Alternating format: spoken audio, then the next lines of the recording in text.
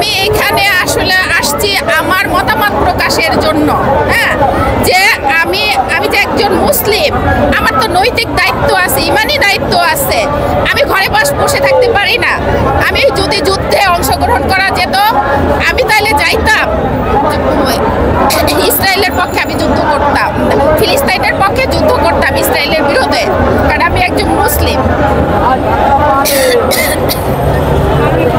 আর আমার এই যে হাতে কালেমাটা দেখেন, অনেকে বলে আরবি লেখা লাগানো যাবে না, স্টিকার লাগানো যাবে না, কিন্তু আমি আমার হাতে লাগাইছি। এটা তো কালেমা। কালেমা তাইবা ছাড়া আমরা কি দুনিয়া থেকে মৃত্যুর সময় আমাকে কালেমা পড়েই মরতে হবে না। আর কালেমা হচ্ছে আমাদের ঈমান। কালেমা অর্থ আগে জানতে হবে। লা ইলাহা ইল্লাল্লাহু মুহাম্মাদুর রাসূলুল্লাহ, এটা অর্থই হলো আল্লাহ এক, আল্লাহ ছাড়া কোনো মানে মুহাম্মদ সাল্লাল্লাহু আলাইহি সাল্লাম আর কোনো রাসূল নাই। এর চেয়ে বেশি কিছু তো না। এটাকে জানতে হবে, এটাকে বুঝাইতে হবে। ভুল বুঝাইলে তো হবে না। অনেক সাংবাদিক আমাকে বলল, আপা আরবি লেখাটা খুলেন। পরে আমি হাতে লাগাইছি আরবি লেখার স্টিকারটা। যে কেন? বলে কি আরবি লেখা দেখলে বিধর্মী ওরা ভুল বুঝবে। কেন ভুল বুঝবে? এটার মানে বুঝাই দেবে। যারা মানে বুঝে তারা বুঝাই দিবে যে এটা তো আর কিছু না, এটা হলো আল্লাহ এক, মুহাম্মদুর রাসূলুল্লাহ সাল্লাম আমাদের রাসূল। কালেমার অর্থটাই দেও এটা, লা ইলাহা ইল্লাল্লাহু মুহাম্মাদুর রাসূলুল্লাহ। আমি এটা খুলবো না, তাই আমি হাতে লাগাইছি।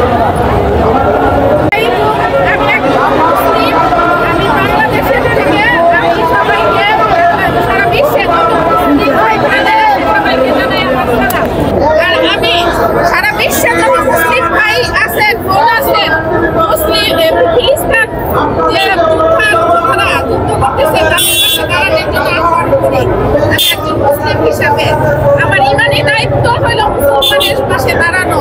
তাই আমরা বাংলাদেশের পক্ষ থেকে আমি ফিলিস্তিনিদের পক্ষে যুদ্ধ করার জন্য যে যেভাবে পারুন সহযোগিতা করুন। কেউ যুদ্ধে অংশগ্রহণ করুন, কেউ অর্থ দিয়ে করুন, যে খাদ্য দিয়ে করুন, যে যেভাবে পারুন। কেউ যদি যাইতে না পারেন, সহযোগিতা করতে না পারেন, আল্লাহর কাছে দুই রাকাত নামাজ পড়ে সহযোগিতা চাইতে পারেন। দেখে আল্লাহ তুমি আমাদের এই ফিলিস্তিনকে রক্ষা করো। ফিলিস্তিন হচ্ছে আমাদের মুসলিমের কিয়ামতের মাঠে, এই মুসলিমদের বিচার মানে কিয়ামতের মাঠে এই ফিলিস্তিনে হবে। আল আকসা মসজিদ হয়েছে ফিলিস্তিনের মুসলমানদের হলো প্রথম মসজিদ। এই আল আকসা মসজিদে আমাদের প্রিয় নবী মুহাম্মদ সাল্লাল্লাহু আলাইহি সাল্লাম নবুয়তে গেছিলেন। এবং শুধু আমাদের নবী না, ধারাবাহিকভাবে আরও নবী রাসূলগণ এই ফিলিস্তিন থেকে নামাজ আদায় করছেন। এই ফিলিস্তিনে 1 লাখ রাকাত নামাজ পড়লে 500 রাকাতের সওয়াব পাওয়া যায়।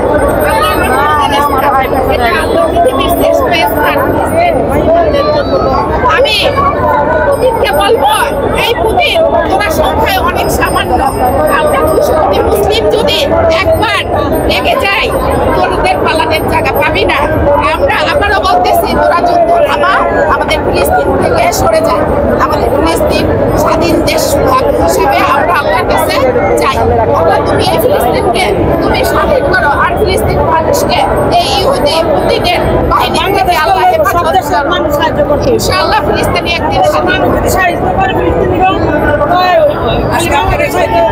এই ফিলিস্তিনি আমাদের মা বাবা ভাই বোন আত্মীয় স্বজন ছোট ছোট শিশুরা এই পুতিনের বোমা হামলায় আকাশ পর্যন্ত তাদের লাশটা উঠছে, আমরা দেখতে পাচ্ছি। শিশুরা মানে দেখা গেছে মস্ত পুড়ে গেছে, এর থেকে মস্ত পুড়ে গেছে। এবং দেখার পর আমরা তো আর মনে থাকতে পারি না। তাই আমরা থেকে যতটুকু পারি আমরা তাদেরকে সমর্থন করতেছি, একজন মুসলিম হিসাবে প্রতিবাদ করতে। চোর তো চোরকেই সাহায্য করবে, ও তো একটা বেদুইন, হ্যাঁ বিধর্মী, হ্যাঁ। তাই ডোনাল্ড ট্রাম্প স্বাভাবিক তাকে সাহায্য করবে। কিন্তু আমি মনে করি ডোনাল্ড ট্রাম্প যদি একজন জ্ঞানী মানে জ্ঞানী হয়, যে সে সারা বিশ্বের একজন প্রধান রাষ্ট্রের প্রধান, আমেরিকার প্রেসিডেন্ট, আমি মনে করি সে প্রেসিডেন্টের জায়গা থেকে মানবিক দিক থেকে তার এই সাপোর্টটা মোটেই ঠিক না। আমরা মানুষ হিসাবে তার কাছে আবেদন করব এই যুদ্ধ থামানোর।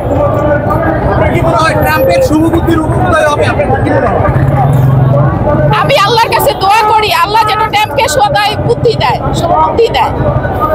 আমাদের আল্লাহ ছাড়া আর কেউ নাই।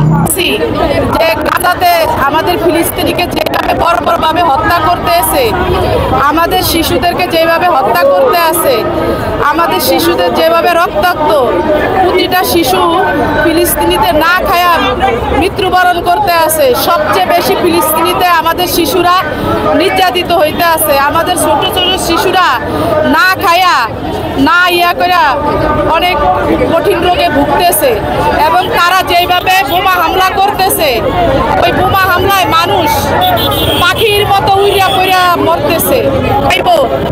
যাতে এটা যাতে না করে, যাতে এরকম মুসলমান হত্যা না করে। আমি মুসলিম হিসাবে চাইবো যে ফিলিস্তিনে আমাদের যে আলাস্কা মসজিদ, ওই মসজিদ আমাদের প্রথম কেবলা, ওই মসজিদ থেকে আমাদের হযরত সাল্লাল্লাহু আলাইহি সাল্লাম মেরাজে গমন করছেন এবং মেরাজ থেকে উনি বার্তা নিয়ে ওই আলাস্কা মসজিদে আইসা নামাজ পড়াইছেন।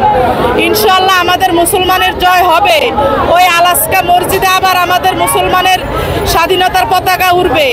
তা আমরা চাইবো যেভাবে ফিলিস্তিনিকে ওই গাজায় হত্যা করতে আছে, এইসব হত্যা অতি তাড়াতাড়ি বন্ধ করুক, ওইভাবে মানুষ মারা বন্ধ করুক।